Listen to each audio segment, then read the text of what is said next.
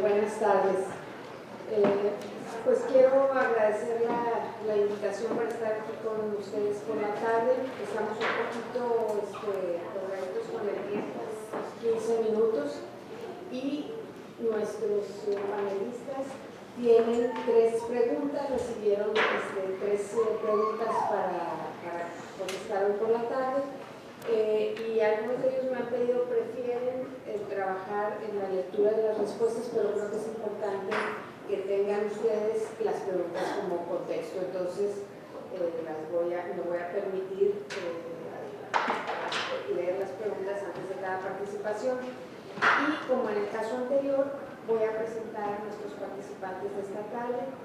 Tenemos al teniente licenciado Axel Miguel Velázquez Heras, licenciado en Derecho, con experiencia profesional en la Secretaría de Marina, delegado jurídico de la Coordinación General del Relevo de la Policía Intermunicipal Veracruz Boca del Río, también en el Poder Judicial del Estado de Guanajuato, ha trabajado como actuario, en el Gobierno del Estado de Nayarit, secretario particular del Director General de la Dirección General Jurídica del Gobierno del Estado, coordinador estatal de Organización y Participación Juvenil, coordinador de la Unidad de Enlace y Acceso a la Información Pública del Departamento del Teatro del Pueblo y docente en varias universidades, enseñando las materias de Derecho Constitucional y Derechos Humanos.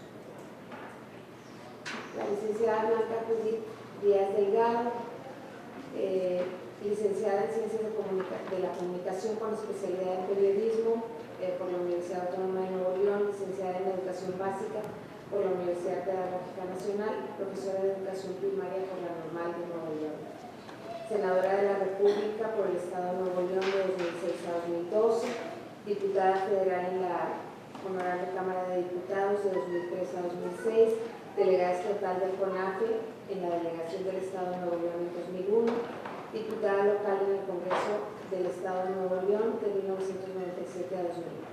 Secretaria de Desarrollo Social en la Presidencia Municipal del Estado de Guadalupe, Nuevo León, del 96 al 97, promotora y coordinadora y directora de la Presidencia Municipal de Guadalupe también, del 94 al 96. La licenciada Patricia Basabe Benítez, Patricia Isabel Basabe Benítez, originaria de Monterrey, Nuevo León, con estudios de licenciatura en Letras en el Tecnológico de Monterrey, con maestría en Desarrollo Humano por la Universidad Iberoamericana de Monterrey, con doctorado en Filología Hispánica en la Universidad Complutense de Madrid.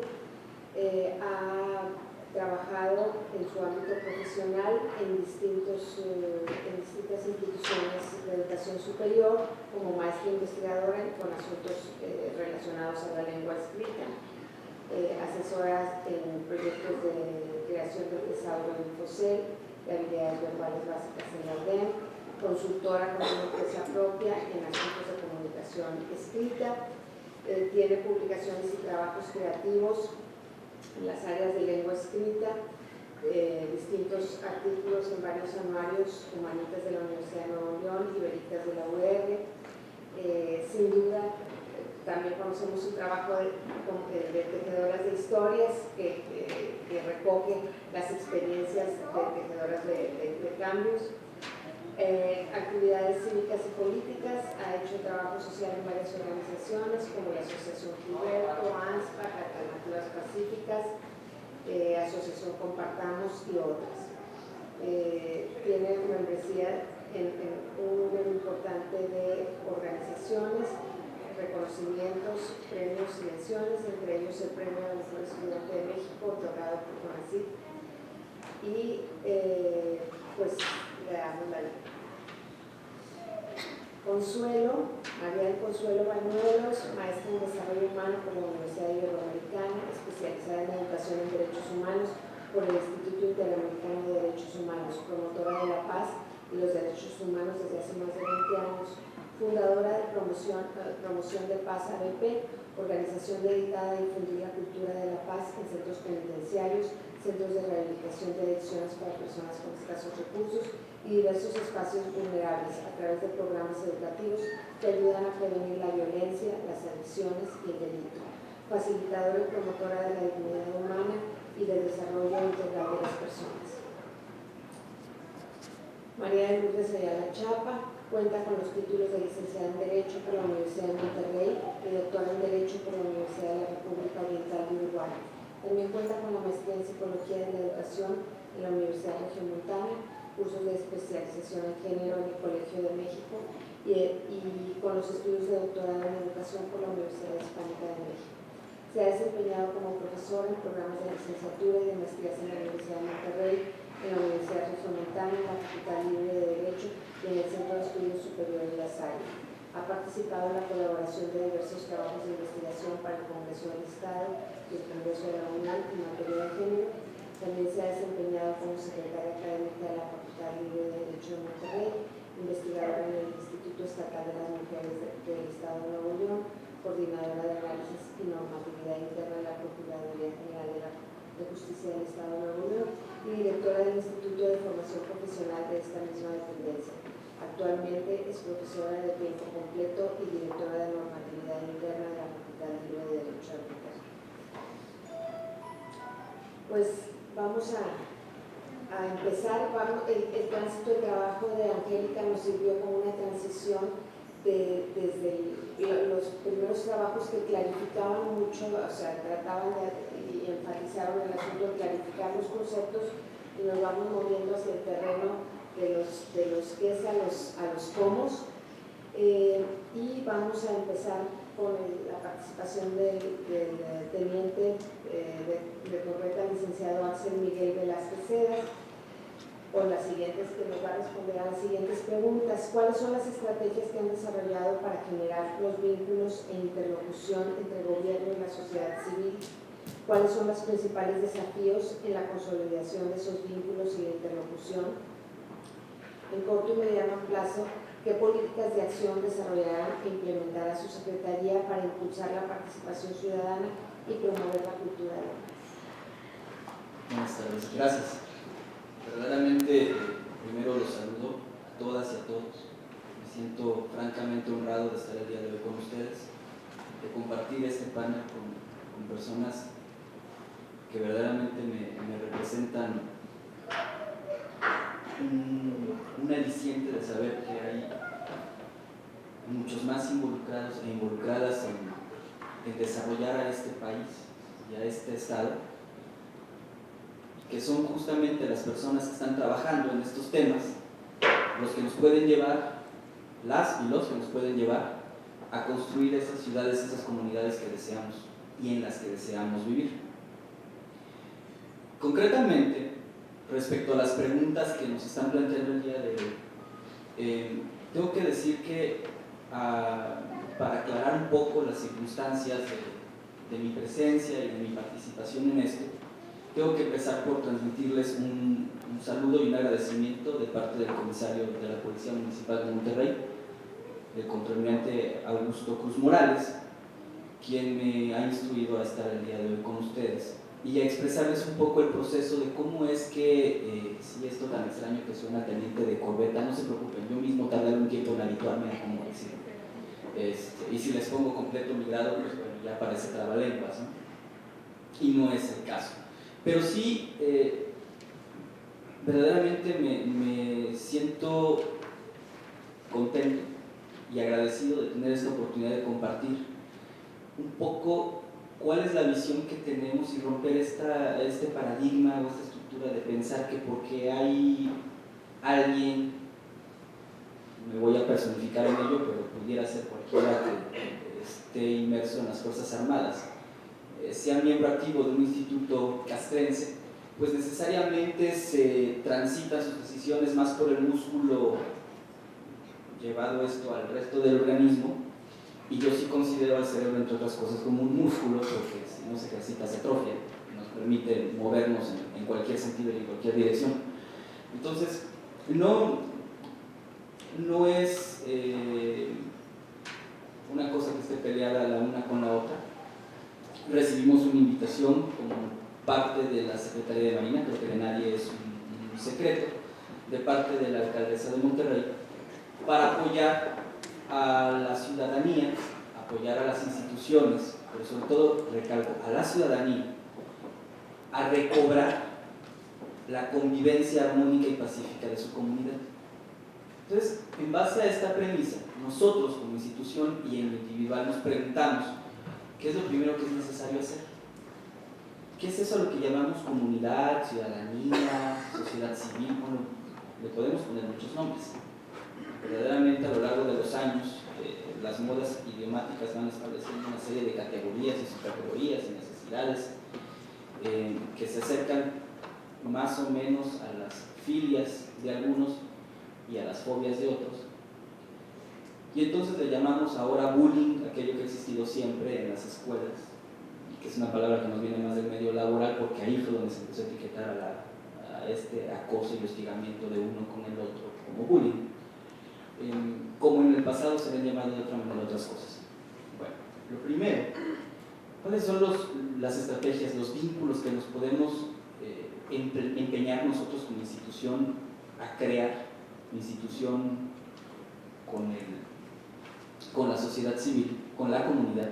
Bueno, yo creo que el elemento principal que tuvimos en consideración fue preguntarnos, si bien es cierto, trabajamos para el Estado, también somos ciudadanos, también somos personas, también vivimos en una comunidad, entonces también necesitamos establecer estos vínculos como persona para aquellos que nos representan, para con aquellos que nos representan.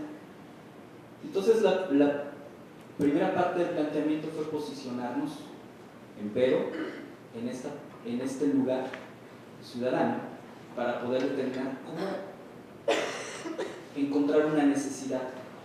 Y nos fuimos al proceso básico de comunicación. Tiene que haber un emisor de un mensaje y luego un receptor. Lo primero es convertirte en receptor y escuchar. Entonces, a partir de esta premisa fundamental, escuchar, entender que hay necesidades y que no se puede tener la soberbia de decir que las conocemos todas, pues nos vamos a dar a la tarea de ir justo a donde puede estar esa necesidad, que es la comunidad. En el escritorio no los vamos a oír jamás. Hace rato escuchaba yo a una de las miembros del panel, a una compañera que decía, bueno, ¿qué podemos hacer nosotros? No nada más que hace falta que se haga. Y para nosotros, los que estamos ahora por azares del trabajo en una responsabilidad pública, pues lo fundamental, considero, debe de ser estar atentos para poder escuchar precisamente qué es lo que hace falta.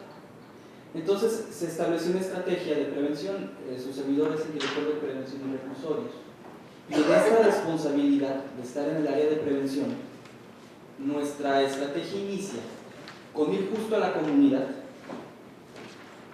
para escuchar de viva voz cuáles son las necesidades que se van generando en la materia, y entonces establecer vínculos directos de comunicación que nos permitan saber dinámicamente qué está ocurriendo en cada una de las partes, porque yo asumo que no va a ser necesariamente el mismo problema que se viva en la zona centro de la ciudad que el que se pueda vivir en una colonia como Las Mitras, en cualquiera una de sus secciones, o como la que vivamos en la colonia Niño Artillero, o la que tengamos en Independencia, en La Moderna, o cualquier otra de la ciudad.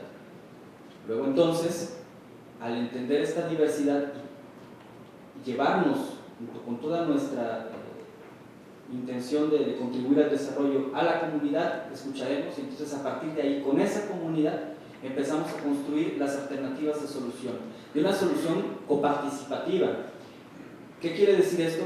Que a lo que estamos apostando es a la construcción de ciudadanía, de tejido social autosustentable, de que cada una de las ciudadanas y de los ciudadanos se reconozcan, nos reconozcamos como parte de las soluciones de aquellos problemas que estamos viviendo. Y esto tiene que ver con cualquier ámbito, ¿no? La lista que estamos viendo ahorita es la de la seguridad, la de la prevención de la violencia, de las violencias, pero no es la única en la que se requiere. Vamos, no hay autoridad tan grande que pueda sustituir a su población.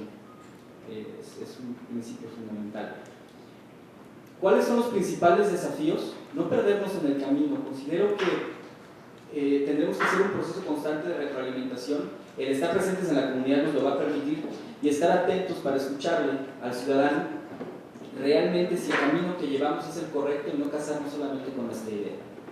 Esta es para mí el principal reto, para volver cercana a la autoridad y a la sociedad. Yo no hablo a la sociedad con la autoridad, sino a una con otra en una igualdad de circunstancias, entendiendo la responsabilidad que cada uno tenemos. Y a corto y mediano plazo, nuestro reto es la construcción precisamente de redes de ciudadanos y de ciudadanas que puedan implementar en conjunto con sus autoridades estrategias realmente llevadas al detalle de la necesidad de una comunidad que le permitan prevenir el suceso, el hecho delictivo, que no es otra cosa más que la violencia exacerbada, para ir construyendo espacios públicos, genuinamente públicos, porque son ocupados por la población que debe de ocuparlos, y en esta medida de coparticipación ir construyendo ciudadanía, ir construyendo un concepto que me parece básico llamado convivencia pacífica. En la medida en la que nos sintamos tranquilos de vivir nuestra ciudad, en este caso su ciudad, la que yo estoy adoptando como propia, en esa medida podemos pensar que los compromisos que hemos adquirido con nosotros mismos y con la población a la que nos debemos están siendo cumplidos. Yo agradezco, saludo este tipo de ejercicios, verdaderamente me siento honrado, lo vuelvo a repetir por la invitación, y extiendo la mano abiertamente, francamente, para que por favor la tomen y nos permitan servirles como se merecen y como nosotros estamos obligados a hacerlo. Gracias.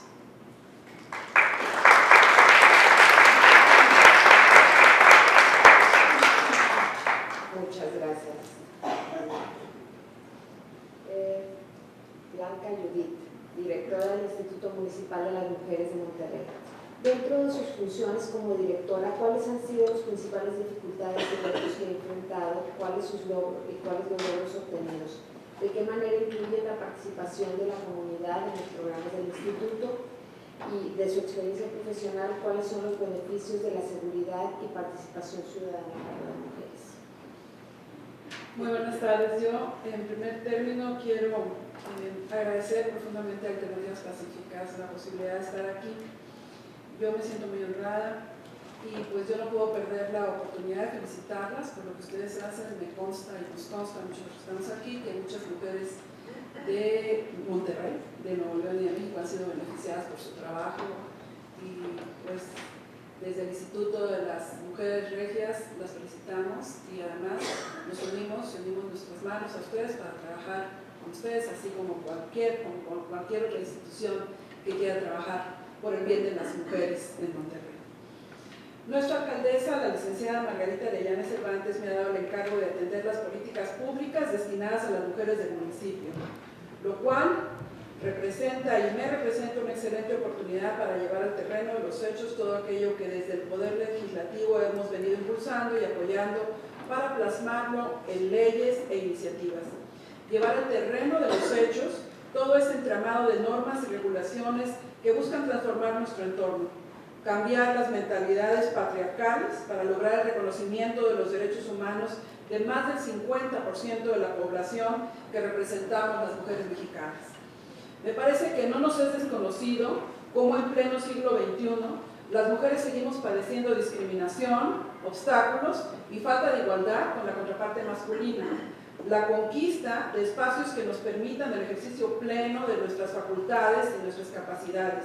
Y considero más grave aún, a pesar de los esfuerzos de muchas luchadoras y luchadores sociales, que exista todavía una brutal violencia contra las mujeres, donde día a día sufrimos vejaciones solo por nuestra condición femenina. Las estadísticas lo reflejan. Es una realidad presente que las mujeres mexicanas sufrimos violencia social en todas sus formas: económica, psicológica, física, institucional y patrimonial. Violencia que no solo debe ser atacada desde una agenda de equidad de género, sino también desde la seguridad ciudadana. Todas estas problemáticas poco a poco van siendo trabajadas y se continúa atendiéndolas en el plano legislativo, lo cual está muy bien porque es necesario contar con la base regulatoria. Pero si no se complementan con políticas públicas concretas, no pasan de ser más que leyes de buena voluntad y sobre todo en una cultura tan flexible como la nuestra. Hoy, en mi calidad de directora del Instituto Municipal de las Mujeres Regias, tengo la responsabilidad de velar porque esas medidas y mecanismos establecidos que la legislación ha instituido como conducta obligatoria para salvaguardar los derechos de las mujeres sean una realidad en el plano municipal. Es una tarea en la que estoy comprometida y en la que estoy trabajando con firmeza, encontrando en el camino algunas dificultades. En principio debo decirles que no sé si sea demasiado pronto para hablar de logros, además, toda vez que vamos iniciando. Tenemos escasos 4 meses de trabajo en la presente administración municipal y aunque ciertamente lo empezamos de una manera muy intensiva, no es tiempo suficiente para sentar cambios sustanciales. Lo que sí podemos constatar es que en esos escasos 120 días de trabajo son las dificultades que hay que sortear para operar los cambios. Me concentraré en las más destacables. Una de ellas es la realidad económica que vivimos. ¿Cuánto cuesta el desarrollo de las mujeres? Su salud, su capacitación, su educación, sus derechos, en fin, su seguridad en el sentido más amplio y por ello más adecuado del término. Las mujeres representamos el 51% de la población y en Monterrey eso viene a significar algo así como 573,000 mujeres, 573,800 y pico de mujeres, con lo cual les aseguro que no hay presupuesto público que alcance para atender la gama intensa de necesidades que surgen del sector femenino. Por solo mencionar un dato, nos vamos a la parte de salud. Una mastografía anda alrededor de 1,500 pesos. Si nuestra población objetivo, la que requiere la mastografía, la ubicamos en 200,000 mujeres que requieren pasar por dicha prueba con una frecuencia anual para hacer una auténtica labor preventiva, esto representaría más de 70 veces nuestro presupuesto actual aplicado a una sola acción. Dejaríamos de lado acciones de capacitación para la educación, para el desarrollo integral. Obviamente, pues estoy dramatizando, porque entiendo que hay un porcentaje de mujeres que cuentan con el servicio médico y ahí se les practica su examen de mama. Sin embargo, estas reflexiones nos han llevado a trabajar priorizando cada peso, cada centavo, cada acción y seguir generando conciencia sobre la necesaria transversalización presupuestal a favor de quienes destinan los recursos municipales, estatales y federales, y accionar para profundizar en los esquemas de repartición justa de los recursos. A entendernos, no estoy aprovechando este foro para venir a clamar por más presupuesto del instituto que dirijo, ni a pretender que el mismo centralice todos los servicios y programas para las mujeres, sino para alzar la voz acerca de la necesidad de que en cada dependencia ejerza sus recursos con una visión de igualdad, con perspectiva de género que debe verse aterrizada en la planeación presupuestal municipal y general de todas sus acciones. Otra dificultad la encontramos en las dimensiones y en la diversidad municipal. Monterrey es una ciudad grande en extensión territorial, conformada por una variedad de realidades económicas y culturales. Esto nos obliga a impulsar proyectos diseñados para hacer frente a tal condición. Aun y cuando la realidad femenina en términos de inequidad la sufren por igual todas las mujeres, independientemente de su condición social, económica o cultural, es necesario particularizar nuestras intervenciones para aterrizar los proyectos en función de las características de cada polígono de población. En este mismo orden de ideas, una dificultad más es la operación de nuestra propuesta programática.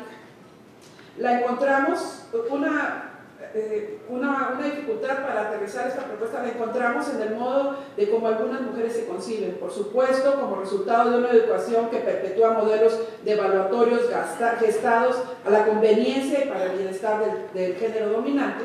La cultura ha colocado a las mujeres en una posición de segundo término y el problema es que nosotras a veces nos visualizamos así, es decir, asumimos una identidad de inferioridad sin ser conscientes de las situaciones de inequidad y de la falta de oportunidades o de la violencia subrepticia. Incluso hay quienes no se dan cuenta de la violencia directa porque piensan que es parte de una condición de vida, que así son las cosas y que no hay nada que hacer. Esto aunado a las sutilezas que se permean cotidianamente en nuestro andamiaje social. Estoy hablando aquí de un mecanismo operado desde la cultura patriarcal que nos convierte en cómplices de nuestra propia desgracia, sobre el cual debemos incidir, no obstante lo arraigado de algunas mentalidades. Por otro lado, si he de hablar de logros, con la salvedad mencionada, debo mencionar que el cambio en el rango de acción del instituto, ya que estamos incorporando un esquema de mayor penetración para nuestra población objetivo. Hoy nuestra visión se encamina a impulsar la mejora de las condiciones de vida de las mujeres regias a través de políticas públicas que promuevan la equidad de género, una vida libre de violencia para las mujeres y oportunidades para el desarrollo de todos en todos los ámbitos de la vida pública. Un enfoque bajo el desarrollo comunitario, buscando que en cada polígono se pongan en marcha todos los programas y servicios que promueve el Instituto con miras a ampliar el mayor número de beneficiarios posible. La agenda de las mujeres exige necesariamente un progresivo cambio en la cultura que implique un mayor reconocimiento del importante papel que jugamos en la sociedad. Aquí vale la pena destacar que por vez primera en la historia municipal una mujer encabeza la alcaldía. Margarita Arellanes está profundamente comprometida con que se otorgue a dicho reconocimiento a las mujeres, dando énfasis a su participación social. Nada menos, en esta administración se hará un reconocimiento a las mujeres o a la mujer regia ejemplar, que además les pido que se inscriban o que presenten sus propuestas para estas mujeres, está en nuestra página del instituto. Con relación a la participación social, ya se me acabó el tiempo, les pido un minutito y medio más para terminar. Con relación a la participación social, el instituto cuenta con un programa especialmente diseñado para incorporar a todas las regiomontanas que tengan interés en hacer algo por su entorno y por el resto de las mujeres de su comunidad. Me refiero a la red de mujeres, en la cual día a día se van agregando voluntarias con mayor sensibilidad y liderazgo. A través de este esquema se potencializan los beneficios de los programas del instituto, toda vez que son ellas mismas quienes se encargan de llevar a cabo la organización de los grupos de mujeres en las propias comunidades para llevar a cabo talleres para la mejora económica de su hogar o para promover la autonomía económica. En primera instancia, una vez que el grupo se consolida, se está en condiciones de pasar a un segundo nivel de sensibilización hacia la equidad de género y de identificación de los derechos de las mujeres. Nuestra participación con las mujeres organizadas en redes nos permitirá encontrar espacios no solo de sensibilización, sino además de detección de problemáticas específicas, tanto en los hogares como en las colonias o comunidades. Buscamos tener redes que nos permitan la intervención municipal oportuna, más allá de burocratismos y simulaciones. El municipio de Monterrey tiene varios esquemas de cercanía municipal. El de la red de mujeres, es uno estructurado para trabajar desde las necesidades más sentidas de la comunidad. Monterrey se ha convertido en una ciudad atrayente. Aquí está la sede de los poderes ejecutivo, legislativo y judicial de nuestro estado.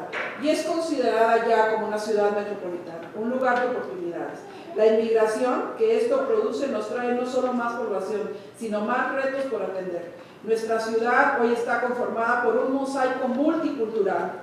Muchos habitantes de muchas ciudades, ya no solo cercanas, como las que le dieron el nombre a algunos de nuestros barrios, como el San Luisito. Hoy tenemos migrantes de otros países, de otras etnias, de otras ciudades. Esto ha contribuido al crecimiento de muchos fenómenos sociales que aquejan a las grandes ciudades metropolitanas, dentro de las cuales destaca el tema de seguridad. ¿Cómo repercute ello en las mujeres regiomontanas? Desde nuestro punto de vista, las hace más vulnerables por su propia condición de mujeres en una sociedad en donde a las mujeres se les da poco valor. Ellas son el primer franco sobre quienes expresan, por ejemplo, los indicadores de violencia familiar, violencia laboral, patrimonial, etc. Hoy más que nunca, las mujeres deben conocer sus derechos y no solo estar capacitadas y alerta, sino tener mecanismos y estrategias de autoprotección. Las redes de mujeres nos permiten no solo proximidad con la autoridad, sino retomar la cercanía de los vecinos entre sí en un modelo de participación ciudadana primario encaminado a la política de prevención en su sentido más amplio y también más eficiente. Las mujeres, por naturaleza, somos gregarias, nos buscamos, nos agrupamos, nos organizamos con facilidad, y un ejemplo de ello es ver a las mujeres participar en las juntas de padres de familia, que debería ser de madres de familia, las juntas vecinales, las asociaciones civiles y de servicio. Sabemos que por tradición a las mujeres se les asignaron las tareas de cuidados, de responsabilidades, de transmisión de valores, de la crianza de los hijos. Las mujeres entonces adquirieron o tuvieron que adquirir habilidades para realizar mejores labores, así social y familiarmente recibirían reconocimiento. Nuestra propuesta no es perpetuar prácticas que esclavicen más a las mujeres. que nos encasillen en esquemas que nos impidan avanzar, pero insistiría en que con esas habilidades adquiridas podemos trabajar de la mano, la penetración y la articulación que genere mejores ciudadanos. Tengo más por decirles, lo vamos a dejar aquí por escrito, pero muchísimas gracias.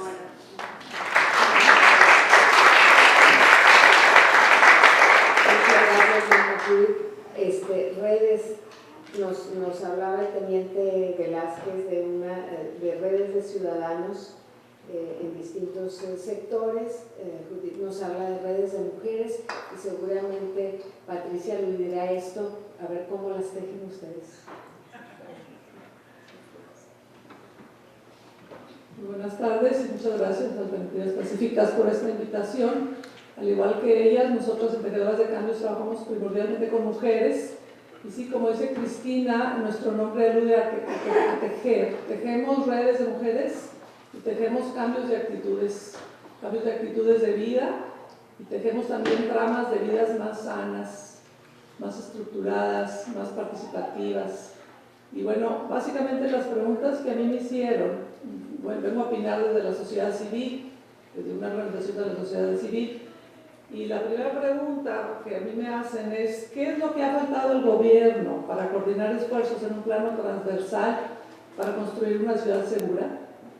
Y bueno, pues yo aquí apuntaría así un poco perogrullada que pues obviamente ha faltado coordinación y transversalidad. Y se oye pues obvio, repetitivo, pero lo que estoy tratando de decir es que ha faltado un enfoque integral y ha faltado, creo yo, una mejor coordinación de las instancias.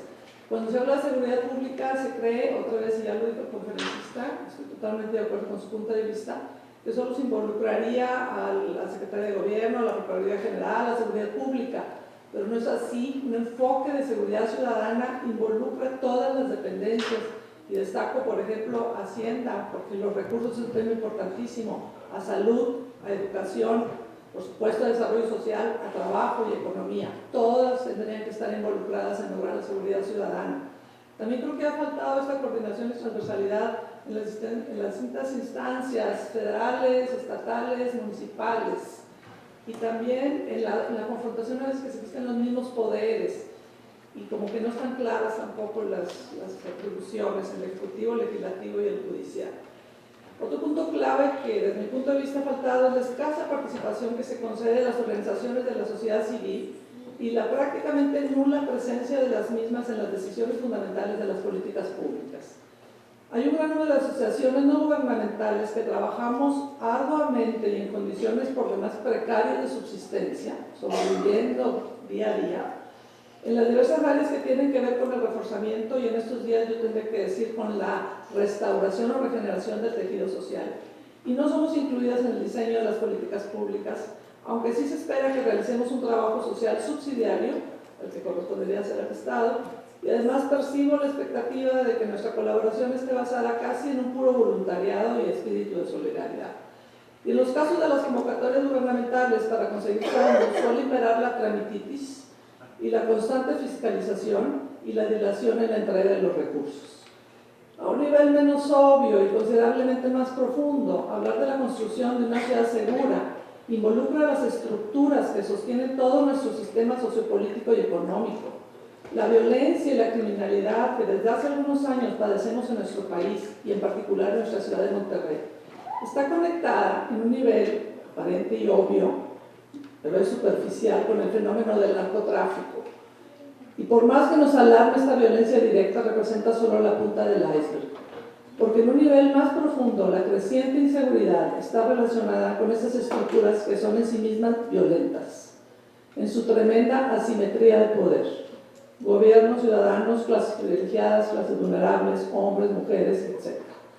En la desigualdad e injusticia social, en la ausencia de educación, salud, empleo y oportunidades para todos las y los ciudadanos mexicanos.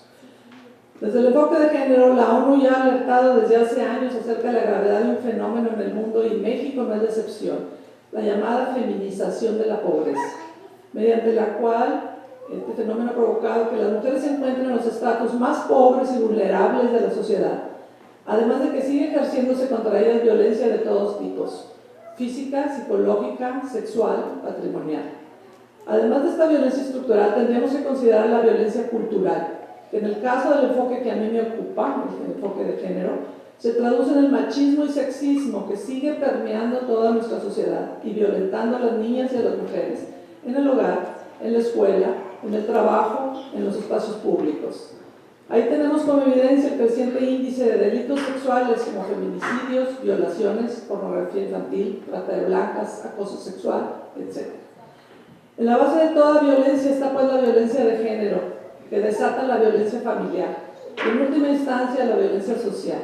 Pero desafortunadamente en estos últimos años esta violencia contra las mujeres ha quedado desatendida, porque como bien señala la economista feminista Clara Hussitman, cito, ha sido opacada por la criminalidad de la cultura machista del crimen organizado, por el desinterés de los políticos, funcionarios públicos y medios de comunicación en la agenda de género, y por el debilitamiento de las organizaciones de mujeres y de sus articulaciones, que tiene mucho que ver también con la dificultad del acceso a los recursos. Se pueden gastar miles de millones de pesos del presupuesto, y de hecho así se ha venido haciendo en los últimos años, en armamento, ejército, fuerzas de seguridad pública, armas, cárceles y demás estrategias punitivas, pero se avanza muy poco en la resolución de fondo de la inseguridad y de la violencia.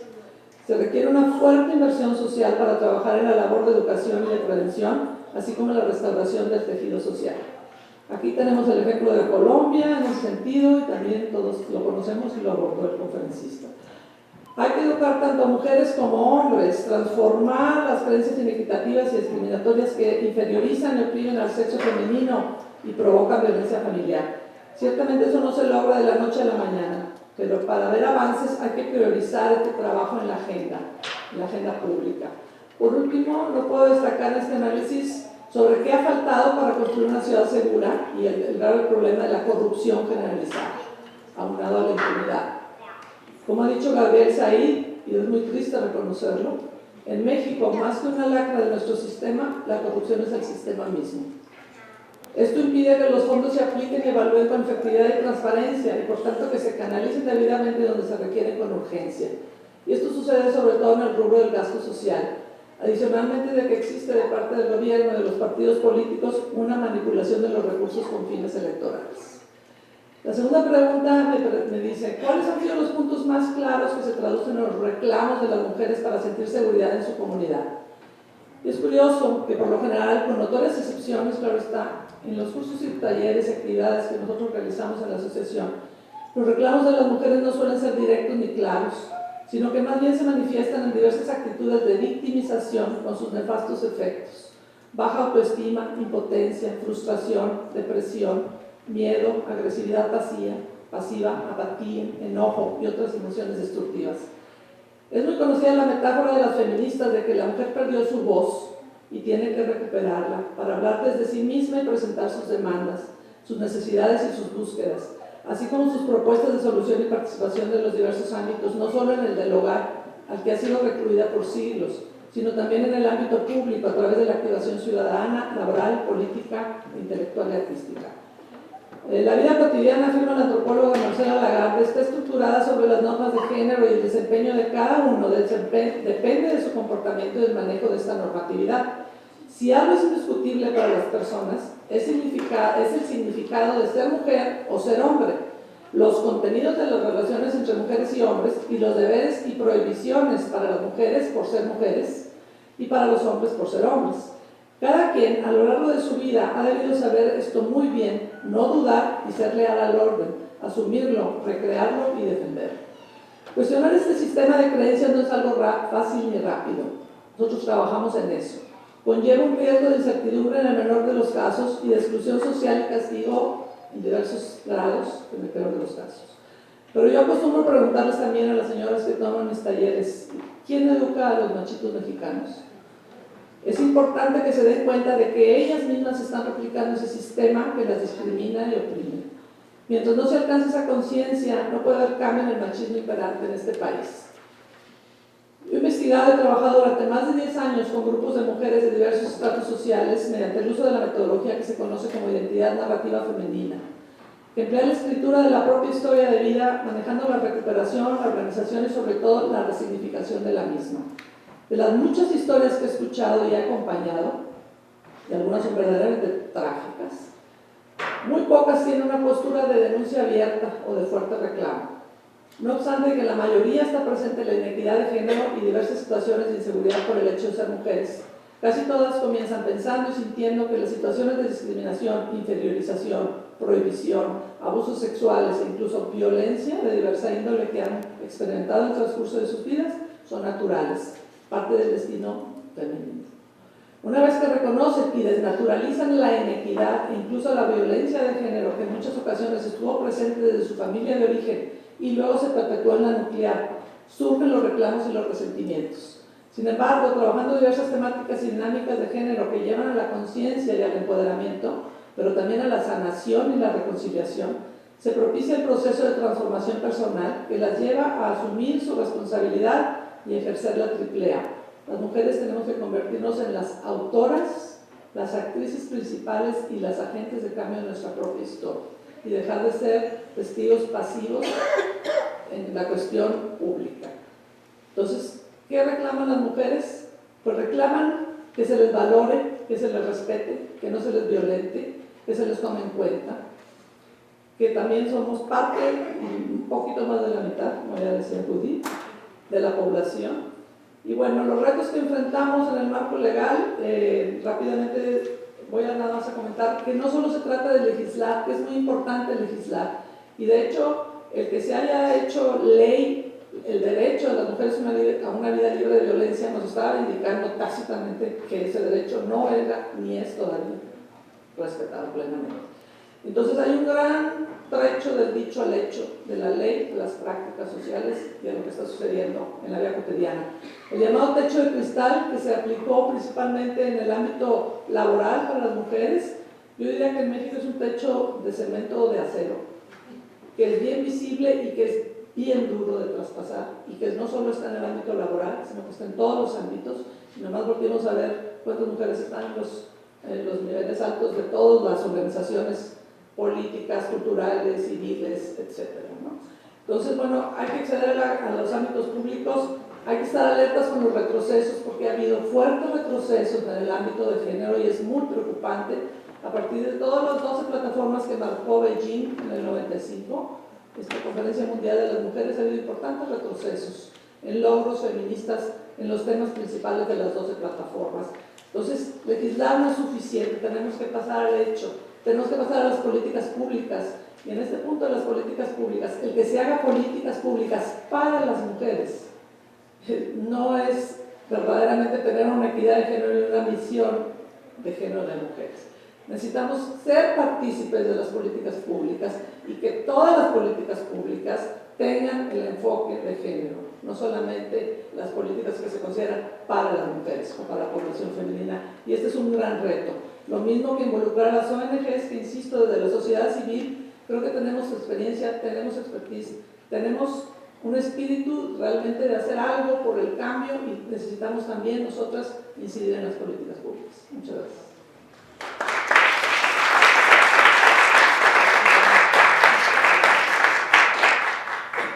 Muchas gracias, Patricia. Pues la siguiente participación de la maestra Consuelo Bañuelos Lozano tiene que ver también con el trabajo con grupos distintos, grupos que a veces no han sido atendidos, no han sido relegados, y la primera pregunta que tenemos es ¿cómo podemos posicionar el tema de la cultura de la paz en la agenda pública? Y quizá ahí también seguramente nos ayudarás ilustrando tus experiencias.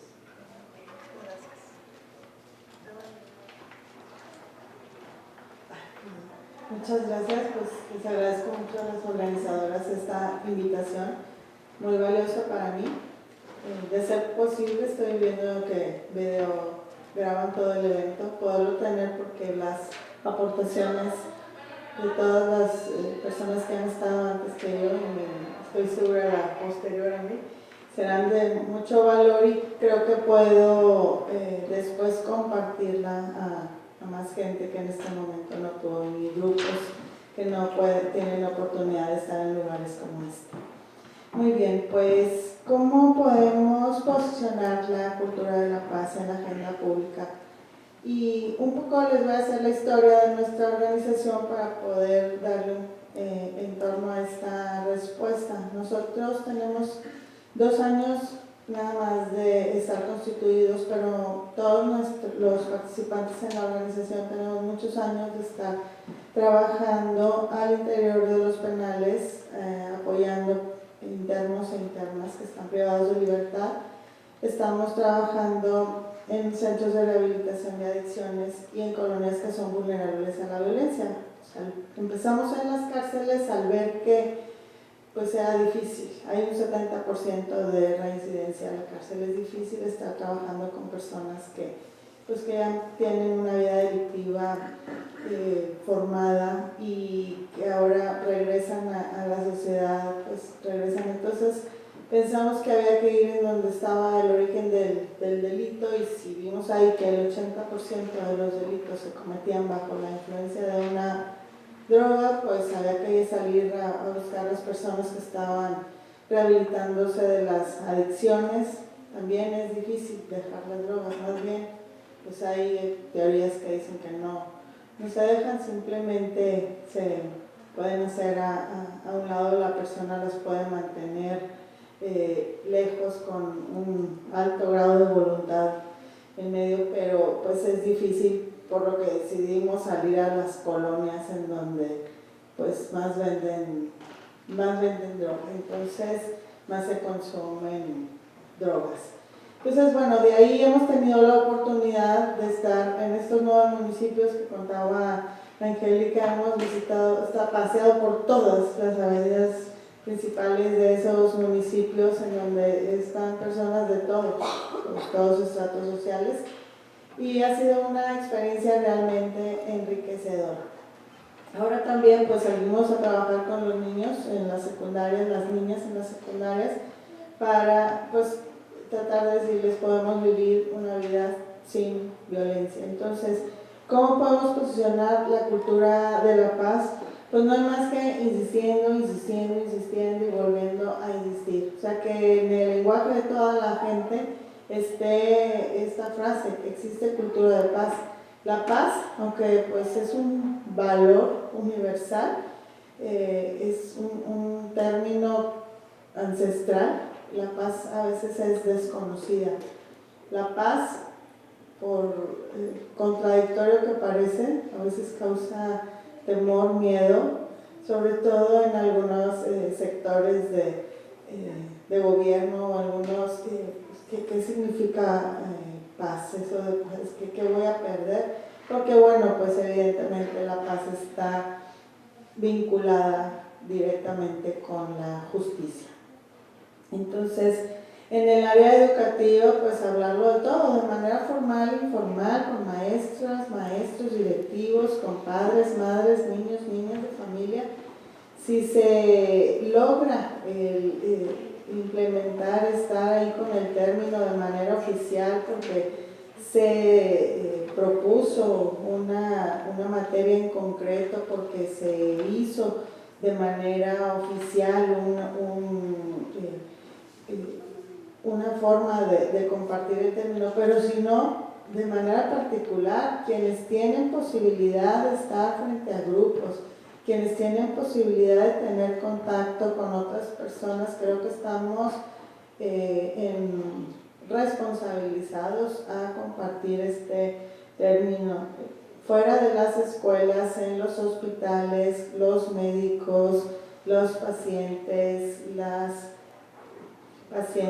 toda la gente, en la vida cotidiana. Miren, pues la vida pública somos todos nosotros, entonces si todos y todas empezamos a hablar de cultura de paz, pues la cultura de paz estará posicionada ya en la agenda pública. Ahora me salto a la segunda, que dice acciones que contribuyen a la construcción de una seguridad ciudadana. Pues si seguridad es el término contrario al miedo, o sea, quien se siente seguro no tiene miedo, habría que irnos encaminando a quitar el miedo que se ha estado produciendo en estos últimos años en la ciudad y como ciudadanos, y así iremos formando pues esta seguridad ciudadana. si hay niños y niñas que no salen a los parques, pues evidente es porque tienen miedo ellos o ellas o sus padres también.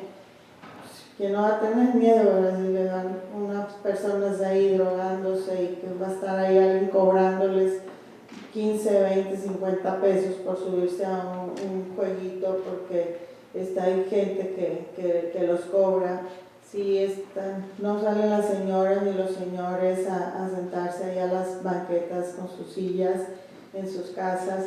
Entonces ir dando esa posibilidad de dejar a un lado el miedo que los adolescentes puedan salir y jugar fútbol, basquetbol, que las parejas de novios anden ahí en los parques sentados en las bancas, así como pues se lo han dicho ya anteriormente, está la recuperación del espacio, pero más que la recuperación por la recuperación sería esa eliminación del miedo de nuestras vidas, esa psicosis que se ha ido creando. Yo no me muevo, no salgo de esta calle, no salgo hasta ahora, no salgo en este camión. O sea, volvernos a adueñar de nuestra ciudad, de estos elementos. Hoy hay elementos que hay que apoyar, ¿verdad?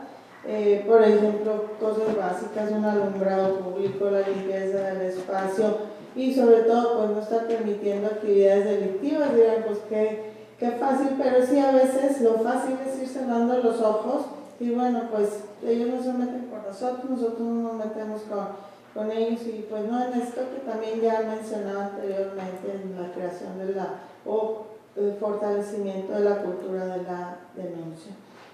Y en concreto me preguntaban, y pues por el trabajo que hacemos en las cárceles, ¿qué estrategias se pueden implementar desde la participación ciudadana para una seguridad ciudadana? Pues mire, la cárcel es muy difícil, es un espacio muy complicado de estar. Es ahorita y ha sido desde siempre, porque nosotros tenemos más de 15 años de estar visitando cárceles en toda Latinoamérica.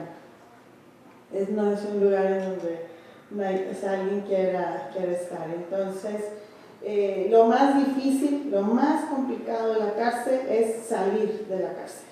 Y ya saliendo de la cárcel deja de ser pues prácticamente responsabilidad del Estado de la persona o de los celadores o de quien está ahí. Ya es responsabilidad de todos nosotros acoger a quienes van saliendo de la cárcel con empleos, con escuela, con viviendas dignas, con hacerlos participar a quienes estuvieran en un proceso de detención a la sociedad, atención médica, ayuda alimentaria de emergencia, todo lo que pueda dignificar a la persona. Si la persona que sale de la cárcel no se logra integrar a la comunidad, va a regresar.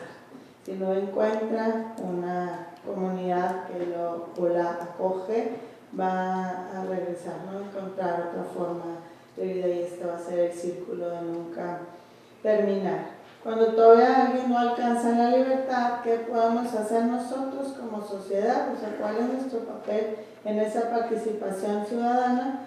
Pues todo lo que se pueda, ayuda, apoyo, solidaridad, acompañamiento, presencia, impulso, fuerza. Dignidad, compartir dignidad, que se traduce pues, en respetar los derechos humanos de todos y todas. Muchas gracias.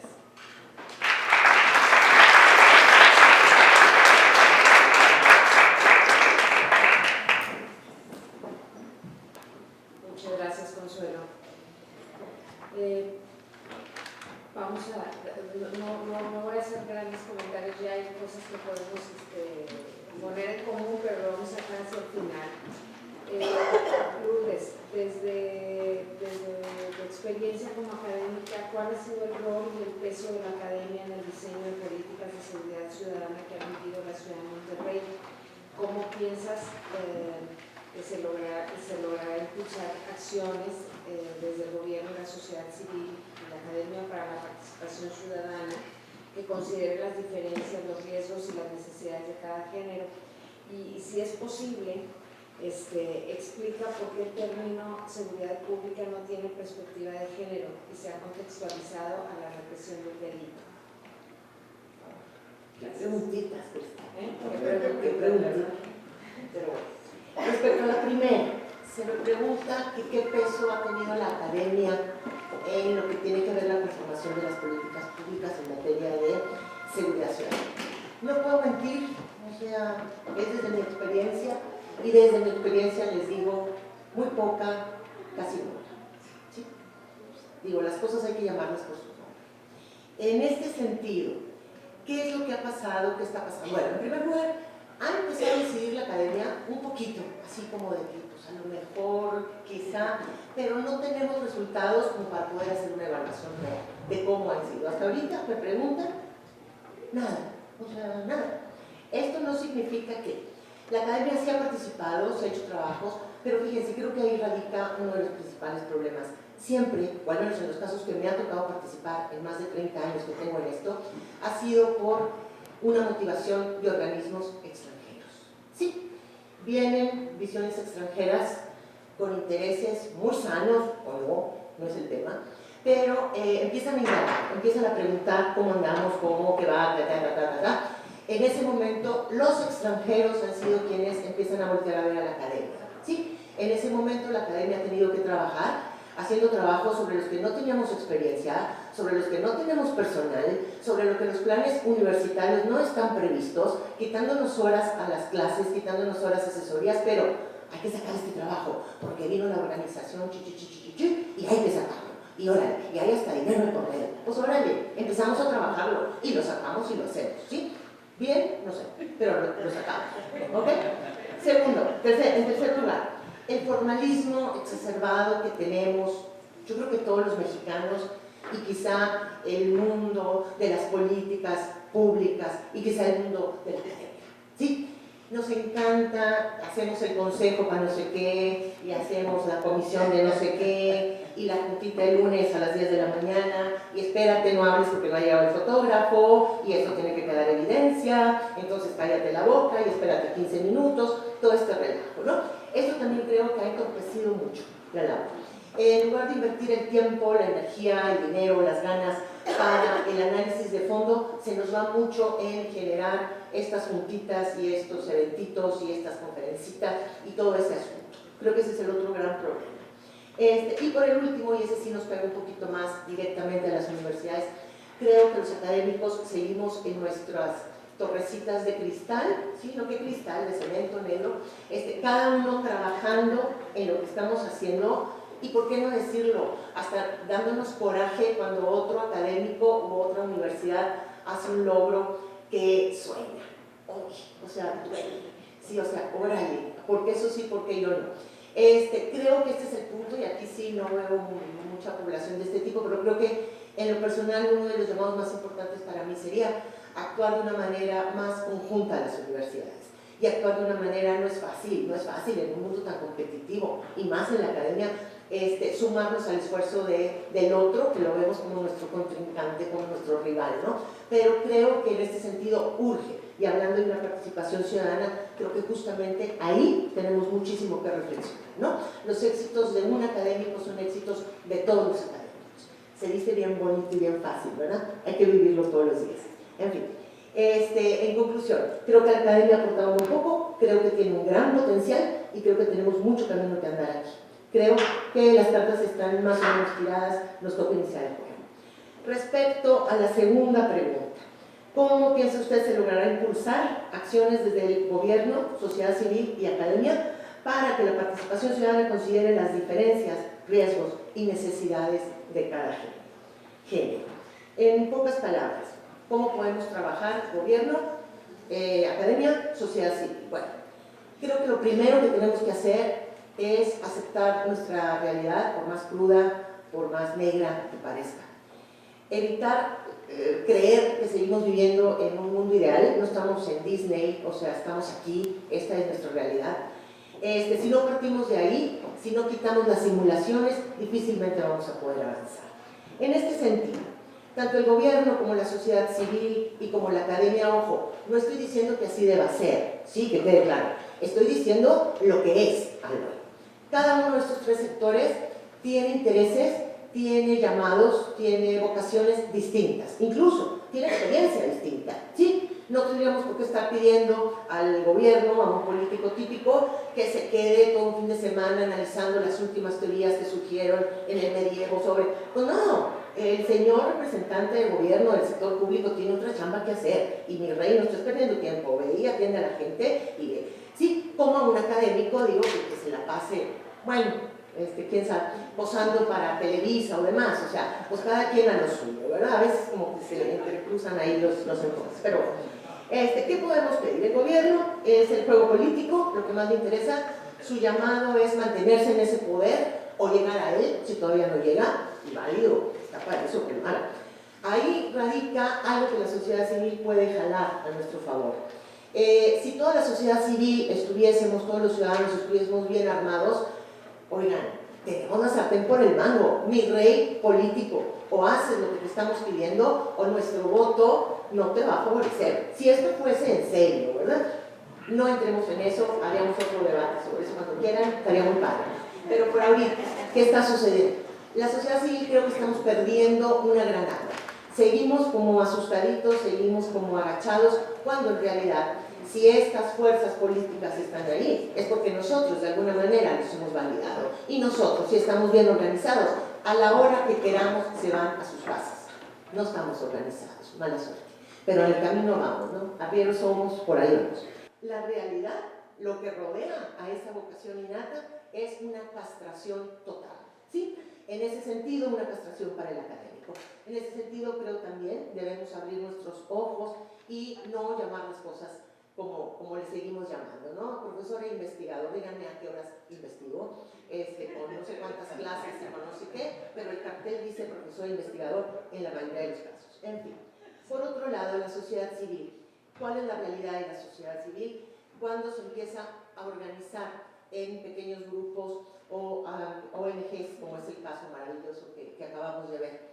También, no nos llamemos engaño, el mexicano no sabemos trabajar de manera coordinada.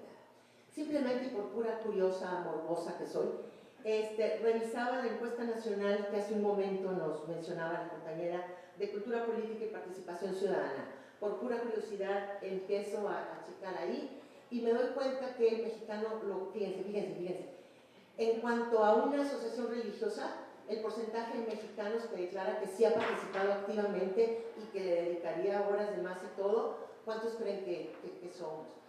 El 11%, a una asociación religiosa, ok, pero a una asociación de beneficencia social, ¿sí? Con una preocupación social, ¿cuántos mexicanos han estado involucrados o estarían dispuestos a involucrarse? ¿Cuántos creen? 1.8%, wow, ¿sí? Esa es nuestra realidad. De ahí que el trabajo que se tiene que hacer desde la sociedad civil sea tan fuerte, sea tan pesado, y yo de veras que mis respetos cuando veo todo ese esfuerzo que se hace para lograr tener finales felices, que en algunos casos se tiene, la mayoría no, también debemos decirlo, pero es mucho ese esfuerzo. No tenemos esa cultura, vamos en el camino, espero que vayamos creciendo en ese sentido, ¿no? Y la última pregunta, que ya casi voy a tener que dar nomás la conclusión, se me preguntaba por qué el término seguridad pública no tiene perspectiva de género. Aquí nada más bien rápido quisiera recordar así, hay mucho para hablar, súper interesante, pero aquí nada más hacer un pequeño recuento de cómo surge este aspecto de la seguridad en el Estado y de las policías, que es un factor fundamental. Cuando el Estado moderno, como ahorita lo conocemos, nace justamente con una función primordial que era la seguridad. Pero, ojo, era una seguridad frente al otro, frente al extranjero, frente al que venía y me mataba. Era la seguridad nacional. De ahí el ejército, estaba muy claro, era para defendernos y nos defendía a matar, ¿sí? Porque eran otros que nos estaban penetrando. El ejército tenía que llegarle y matar. Sí, esta es su consigna, como aún hoy en día debiera ser frente a un acontecimiento extranjero. Muy bien. Cambia la cosa, viene para América Latina la época de las dictaduras, ¿sí? Viene la época dictadura total, con lo sur, dictadura disfrazada ahí con hombres de unipartidos y demás, en otros lugares que ustedes sabrán bien a los cuales me refiero, y era un asunto de, teníamos que, la policía fue educada ahí para defender al status quo, para defender al poder, para defender a las fuerzas hegemónicas, no frente al extranjero, frente a nosotros mismos los ciudadanos, sí, ahí creo que se empieza a hacer un gran nudo. Fue una época en donde la policía, la época más dura, la policía actuaba en nuestra contra. Sí, a reprimir no importaba qué, no importaba a qué costo, a qué precio, cuántas matanzas. Allá desde el 70, 68, por ahí para más adelante, creo que tenemos bastantes casos al respecto. ¿Y qué nos está pasando ahorita? Cuando, según nosotros, bueno, vamos camino estamos en una transición a la democracia, qué bonito. Pero en materia de seguridad, en materia policíaca, perdónenme, estamos viviendo la total esquizofrenia. No es posible que estemos camino a una democracia, camino a respecto a los derechos humanos, que valga, las comisiones de derechos humanos, qué lindas son y qué bonitos suenan, pero no tienen ninguna posibilidad de acción, ¿verdad? Todos estamos enterados de eso. Parte de la esquizofrenia. A mí de qué fregados me sirve que me reconozca que me violaron mis derechos humanos si no se puede hacer nada respecto a eso. Perdón, aquí empieza nuestra esquizofrenia respecto a la democracia. Pero bueno, en ese sentido entonces estamos viviendo, vamos a la democracia, pero a la vez ha aumentado la delincuencia ordinaria y organizada. ¿Y qué quiere el ciudadano? Yo no quiero más violencia, quítame la violencia. Entonces, en un camino de respeto a los derechos humanos, en un camino a la democracia, en un camino a la paz universal, ¿qué sucede? Que el mismo ciudadano está pidiendo mano dura. Y no se habla de abatir delincuencia o de disminuirla, se habla, y todos lo hemos oído, guerra. Observen la fuerza de esa palabra, guerra a la delincuencia. Y tolerancia, tolerancia cero. O sea, ¿cómo vamos a poder sobrevivir? Me preguntan por qué no hay espacio para las medidas preventivas, me preguntan por qué hay tanta represión. La historia creo que nos lo está explicando, y la esquizofrenia que como sociedad estamos viviendo ahorita, más. Es un hecho que vamos a tener que admitir que el problema que no hay una sola seguridad, que hay muchas seguridades. La inseguridad que vivo yo, mujer madura, profesionista, es bien distinta a la que vive la chava que me ayuda en mi casa. Jovencita de 18 años que anda en camiones y que vive en otro lugar. No es nada más, perdónenme, un problema de género en cuanto a la identidad sexual de hombre-mujer. No, es un problema mucho más complejo. La seguridad no vamos a poder combatirla, ni siquiera si le damos una perspectiva de género. Realmente le tenemos que dar una perspectiva ciudadana, en donde si bien todos los que estamos aquí mantenemos de común un montón de características, cada uno de nosotros tiene necesidades distintas. Mientras no lo entendamos, que es una premisa fundamental del concepto teórico de seguridad ciudadana, pues vamos a estar como el ratoncito, dale, dale, dale, y nunca vamos a ir a ningún lado. Perdónenme que me extendí. Esto.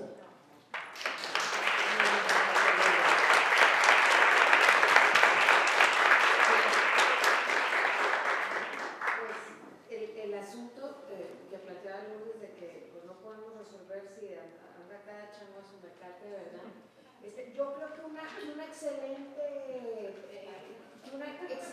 ejemplo, de labor coordinada es con la que nos sorprendieron desde hace un poquito más de un año o alrededor de un año las organizaciones de la sociedad civil con los frentes, o sea, convocados por ustedes.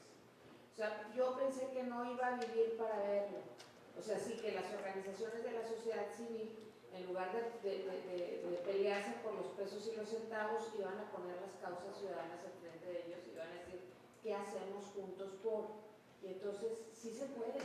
O sea, sí, interesante que quienes nos enseñen son las organizaciones de la sociedad civil a las instituciones académicas que se dedican a enseñar. Pero bueno, pues irán aprendiendo también las lecciones. Yo quisiera darle la voz a ustedes que nos han acompañado esta mañana aquí y que si tienen algunas preguntas.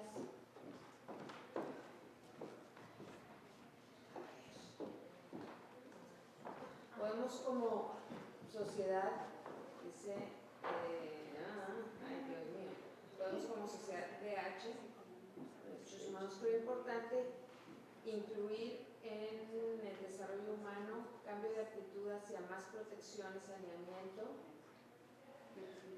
¿Por qué talan árboles? No entiendo, son muchas cosas. Sí, ¿por qué no nos lo dices del libro? Dice que podemos como sociedad incluir el desarrollo humano y porque creo importante incluir en el desarrollo humano cambio de actitud hacia más protección y saneamiento al medio ambiente. Porque si talan árboles, un ejemplo que ya sucedió, me dio una silla para proteger construcciones, de paréntesis el estadio, se violenta el derecho a un ambiente sano, el derecho al agua, y esto rompe ecosistemas, trae insuficiencia alimentaria y por consecuencia trae pobreza, violencia y se pierde la paz. ¿Por qué? Porque entonces empieza la competencia entre todos los seres que habitamos el planeta por el alimento y el agua. O sea, es un factor sumamente importante incluir esos elementos, porque pues esto nos va a traer a lo que está pasando ahorita, la violencia. No hay suficiencia alimentaria, hay una pobreza extrema y hay muchas consecuencias debido a un ambiente que se ha dañado desde que se inició el planeta.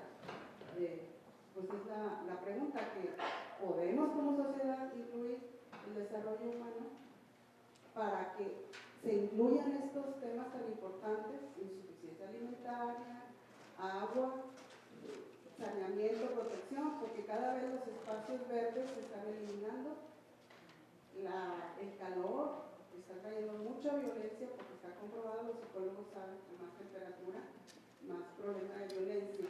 Entonces hay que también de raíz, no solamente acciones de hombre, protege, pone guardias, guaruras, como dicen Miguel, muchas cosas de eso. Entonces yo pienso que también es de raíz muy importante sobre eso, la pobreza, la insuficiencia alimentaria, la falta de agua. Ya está la agenda 30 que quiere traer agua del pan, pues ya está en marcha.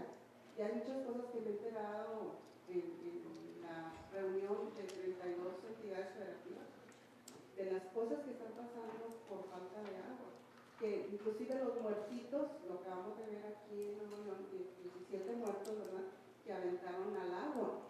Y en Tamaulipas está sucediendo mucho eso. ¿Qué consecuencias de salud va a traer a hombres y mujeres y niños y de todas las edades? O sea, es importante todo eso, cuidar todo eso, ¿verdad? Perdón, ¿algún comentario? La pregunta es: ¿podemos como sociedad incluir el desarrollo humano para dar vista a esto? Yo creo que digamos que a lo largo del panel podemos recoger que la respuesta es sí, y que el tema del desarrollo humano no está centrado únicamente en el asunto de la persona, sino que es la persona con su entorno. Y los ejemplos que nos planteaban hace rato de las iniciativas de mantener el medio ambiente, la arborización, etcétera, pues es un ejemplo de que se está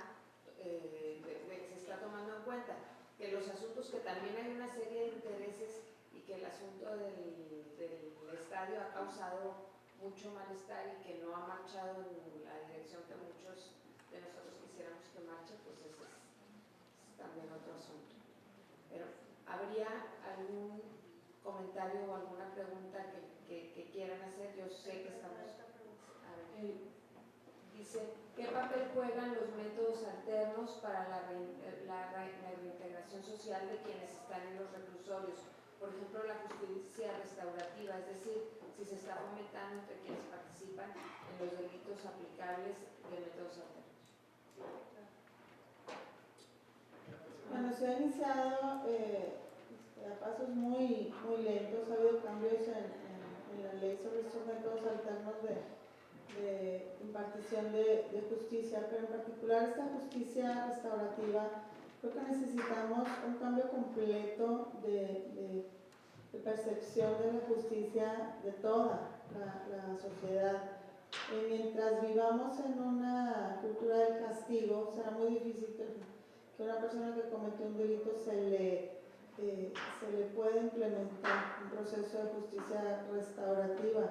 Cuando vemos en la televisión esas imágenes de cárceles allá en Noruega, en Dinamarca, que tienen televisión, aire acondicionado, jardines, nos quedamos sorprendidos. Bueno, pues se entiende desde una justicia restaurativa, desde un proceso que intenta regresar a esa persona fortalecida en la sociedad, desde una justicia punitiva de castigo como la que nosotros tenemos, pues es imposible de concebir eso, o sea, que lo refundan en el pozo más profundo. No más que esa persona refundida en el pozo profundo saldrá algún día a la sociedad con un montón de odios y corajes que irán en contra de la sociedad misma. Entonces, sí se están implementando, habemos asociaciones que estamos trabajando duro por eso, pero estamos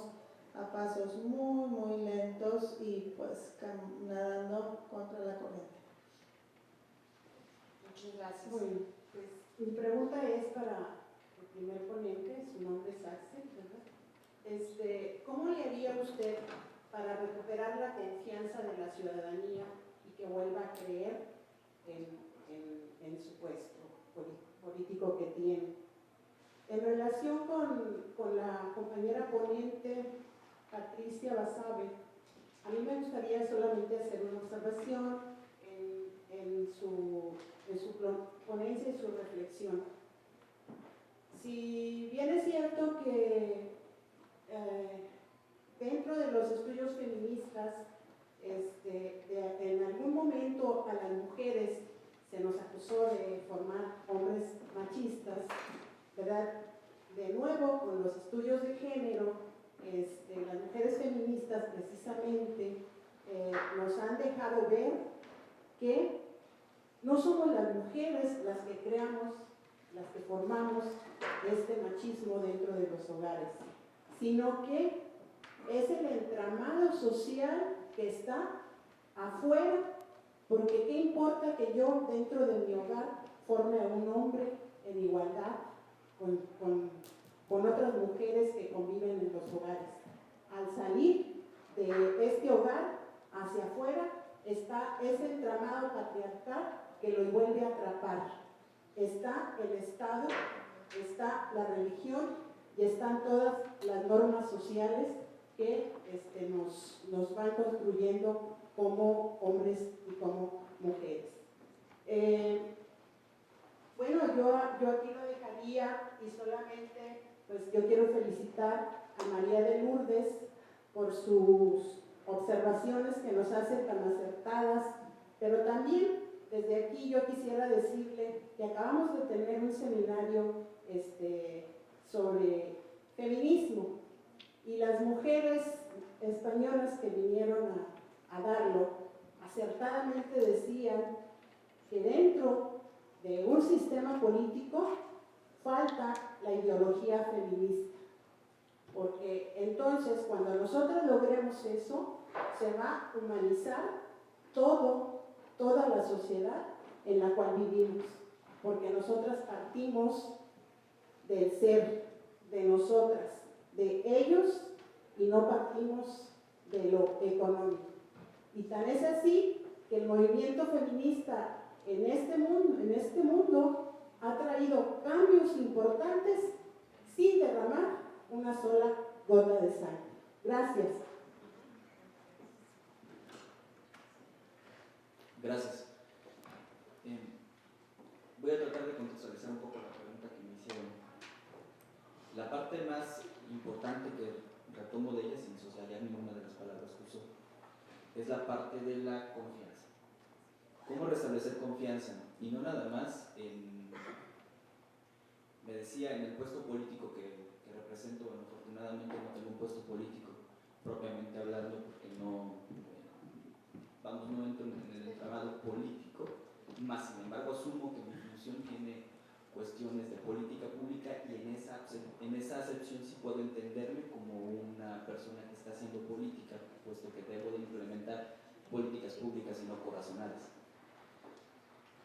¿Qué hacer para recuperar la confianza? Lo primero sería asumir que tengo la responsabilidad de hacerlo, asumir que tengo un problema de legitimidad y de certeza en la institución. Trabajo en una institución hoy día llamada Policía de Monterrey, anteriormente denominada Policía Regia, más bien por un uso y costumbre que por una cuestión jurídica, y revisando rápidamente las estadísticas. Yo lo he comentado con varios de mis colaboradores y con varias de las personas que he tenido la oportunidad de conocer. De todas las encuestas de opinión que he podido analizar respecto a la percepción de la policía, Una que me resulta altamente significativa por su contenido es la encuesta infantil y juvenil que practicó el Instituto Federal Electoral. Respecto a las preguntas concretas que a los niños de 6 años, a los jóvenes de 14 se les hacen sobre su percepción de la policía, a estos y a estas personas que carecen del sesgo del interés político, del interés económico, es decir, que su opinión viene desde la parte más pura de su naturaleza, es justo lo que percibo por lo que siento de mi entorno, de esta circunstancia en la que vivo. Esta figura de autoridad denominada policía, policías, está colocada en los niveles más bajos de aceptación, y particularmente la de Monterrey, en todos y cada uno de los rubros que se cuestionaron, está dentro de las peores 3 del país.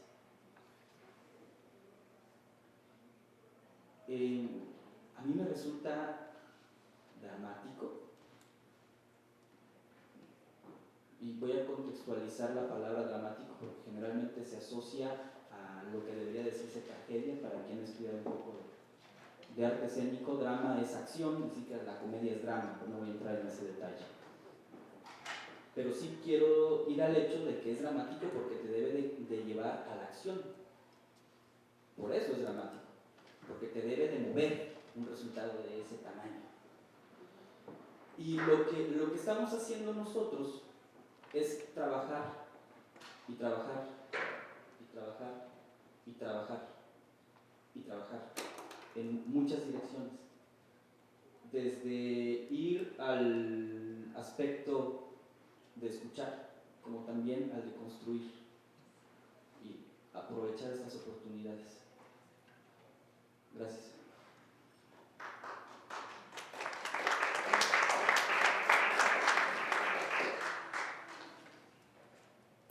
Y a la compañera le respondo, creo que fue malinterpretado mi comentario. Conozco perfectamente toda la teoría feminista, mi tesis fue de género, y lo que quise decir es que la mujer replica el sistema en el que estamos inmersos como educadora de sus hijos, no que ella es la causante de esto, por supuesto que no. Y creo que, estoy de acuerdo con lo que opinas, la cuestión es que sí tiene validez, que desde el hogar, a pesar de que todo el sistema está armado en la inequidad de género y en el patriarcado, el sistema patriarcal, el que oprime a las mujeres y las violenta, el educar desde el hogar a hombres, obviamente hombres y mujeres, pero en especial el caso del género masculino, con equidad de género, sí puede ir cambiando desde la sociedad estas prácticas y estas creencias culturales que permean todo. Entonces, en ningún momento quisiera decir que es la mujer la causante, es una víctima más y es parte del sistema, y por lo tanto lo que yo las alerto es que sean conscientes y no replicar el sistema. ¿Por qué? Porque si educan a hijos e hijas con distinciones y el hijo es el que sírvele a tu hermano y levántate y permisos diferentes y distinciones desde adentro, están creando y fomentando ese sistema, o sea, lo están replicando. Cuando ellas caen en la cuenta de que eso también es parte de lo que las oprime, comenzar con prácticas cotidianas en donde la inclusión y la equidad es de todos los días en los hogares, empieza a ser un cambio. Gracias por la aclaración. Gracias. Pues muchas gracias. ¿Hay una pregunta más? Así, Sí. rapidísimo, Imelda Morón. Bueno, solo decir rápido que me genera muchísimo placer haber escuchado esta mesa, este panel excelente, y además la franqueza en la que cada quien hizo sus aportaciones. Digo, cada día se aprende alguna cosa distinta, y de verdad me da muchísimo gusto haberme quedado así completamente a cada uno de sus planteamientos, y sobre todo poder tenerlo en grabación, porque me parece excelente las aportaciones. Y quisiera preguntarte, Blanca Judith, además desde tu experiencia así profesional y de tu trayectoria, bueno, la pregunta, te iba a preguntar, ¿qué tanto también desde el ámbito legislativo, ¿no? Se incorpora o no las propuestas de las organizaciones y de la academia para ese ejercicio? Pero más allá de eso, tendría que también preguntarte, como si bien el tema de los votos, evidentemente es un asunto de la acción y de lo que mueve a quienes concursan para los puestos de elección populares, ¿cuáles son, qué más falta por hacer desde la sociedad civil, desde la academia para poder incidir? ¿No? Eso. ¿Verdad? Es una pregunta que nos ayuda a amarrar mi ansiedad. Pues yo tengo una buena noticia, ¿no?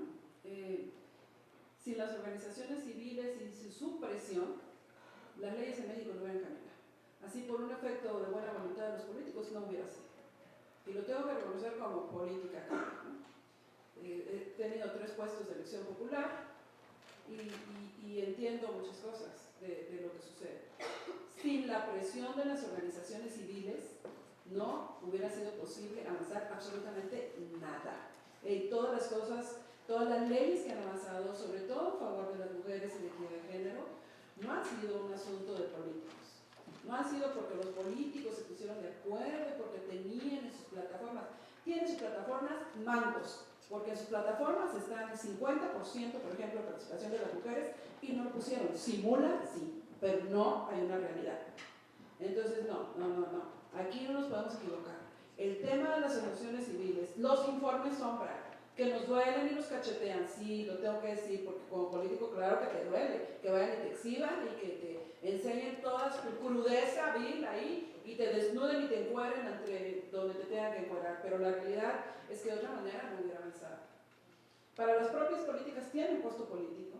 Pues estar yo diciendo que me encanta y que cuando me paré a decir no, equidad, no, vamos por la paridad, pues claro que en mi propio partido me quisieron crucificar, o sea, para hablar claro. Entonces tiene un costo político levantarte y decir y asumir cosas en las que te comprometes. Tiene costos políticos muy altos. Entonces, pues por eso, pues yo he sostenido una cosa que he dicho claramente, yo creo que hoy tiene que cambiar y tenemos que revisar qué pasa en los legislativos. Y sin la presión, pues si no hubiera el alcalde, ¿cómo vamos? ¿A poco crees que todos iban a querer cumplir lo que se está? Pues no, claro que no. O sea, pero yo quiero insistir que cada vez tiene que madurarse más cada acción que se hace. Y tiene que ver con transparencia, con rendición de cuentas, con todo lo demás. El otro asunto es que aparte de esta presión de la sociedad civil, bueno, pues así nació la ley de acceso, así nació todo un chorro de cosas, ¿no? La de igualdad, estoy hablando del tema de género porque es un tema en el que me involucré mucho, pues, ¿no? Y por supuesto que en el tema de seguridad también.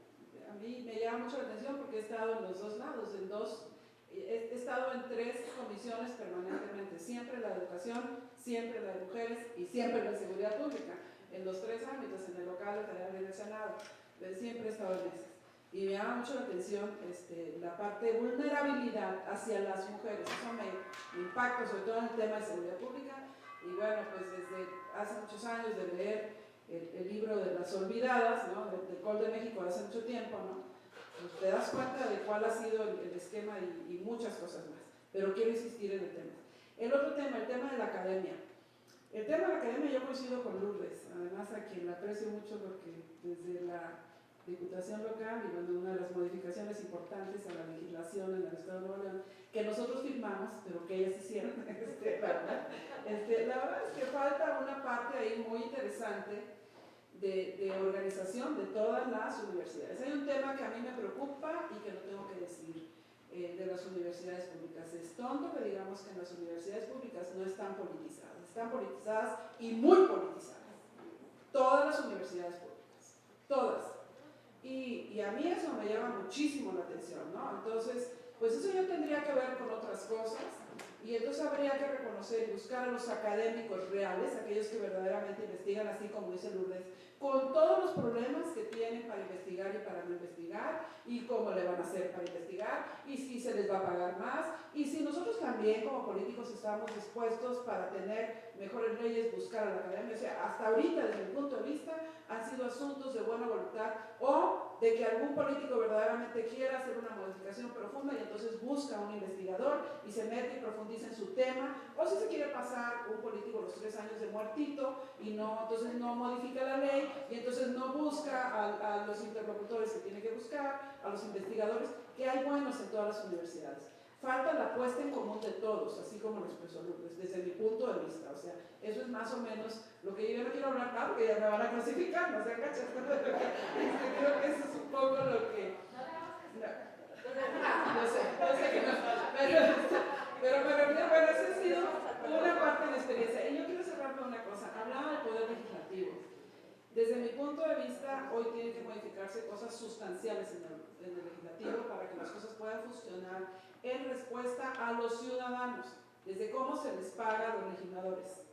Es decir, si los grupos parlamentarios reciben el recurso para pagarle a los legisladores, entonces es un asunto de premios y castigos. Entonces, el grupo legislativo sigue teniendo prioridad antes a la propuesta ciudadana. Eso es muy interesante.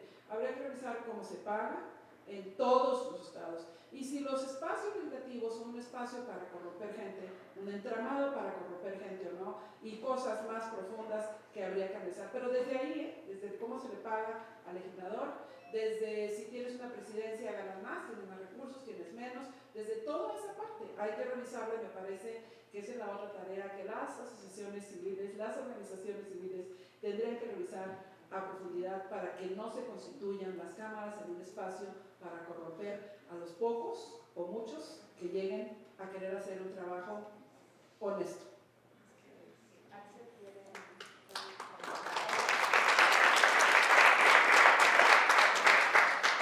Recuerdo su María licenciada que no son cámaras, a veces son camarillas. Sí, verdaderamente. Bueno, yo quisiera hacer un par de anuncios, pedirles a ustedes que en las posibilidades que tengan repliquen el mensaje que les voy a transmitir. Uno es que en la institución de la Policía de Monterrey existe una unidad de violencia, una unidad de atención a víctimas de la violencia familiar y de género. Esta unidad está ubicada al interior de las instalaciones, les voy a proporcionar el teléfono, los servicios y la ubicación para que por favor hagan uso de ella. Verdaderamente estamos ávidos de poder servirle a la ciudadanía, estamos buscándolos y por eso aprovechamos el espacio. El teléfono directo de la unidad es el 51 02 80 10. Lo repito, 51 02 80 10. En la unidad van a poder encontrar apoyo de albergue temporal para las víctimas, van a poder encontrar asesoría jurídica, apoyo psicológico, a elementos de la policía, elementos operativos que están capacitados ex profeso para la atención de víctimas de violencia, y entonces son quienes acuden cuando un evento de esta naturaleza agravia a algún ciudadano en el municipio de Monterrey. Este es el primer mensaje que quiero transmitirles, invitarlas a que lo transmitan y a que hagan uso de este servicio. El segundo mensaje tiene que ver también con otra parte de la prevención. Se van a organizar unas jornadas del 1 al 10 de marzo en 4 puntos distintos de la ciudad para el intercambio de armas por bonos para intercambiarlo por otros bienes. Pero además, una labor importante que está aparejada a esta situación es que vamos a cambiar los juguetes bélicos por juguetes no bélicos. Entonces la invitación es abierta tanto para madres y padres como para que lleven a sus hijas e hijos y participen en conjunto y en familia en una actividad de este tipo. Es una manera de construir ciudadanía también. Les doy las sedes y las fechas. El 1 y 2 de marzo, así como el 9 y el 10, 1, 2, 9 y 10 de marzo, es en los bajos del Palacio Municipal. No me gusta decirlo así, digamos en la planta baja.